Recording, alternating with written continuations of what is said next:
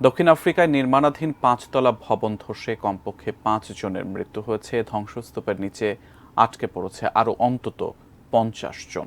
সোমবার স্থানীয় সময় বিকেলে কেপটাউনের পূর্ব উপকূলীয় জর্জ শহরে এ ঘটনা ঘটে।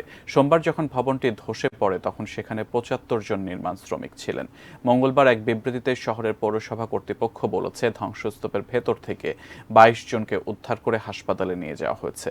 জীবিতদের সন্ধানে কেপটাউন থেকে ৪৫০ কিলোমিটার পূর্বের শহরটিতে উদ্ধারকর্মী, পুলিশ ও স্থানীয় বাসিন্দারা ছুটে যান। উদ্ধার অভিযানে সহায়তা করার জন্য ভারী উত্তোলন সরঞ্জাম এবং স্নিফার কুকুর সহ শতাধিক উদ্ধারকারী দল কাজ করে যাচ্ছে। এ ভবন ধসের কারণ অনুসন্ধানে এরই মধ্যে তদন্ত শুরু হয়েছে।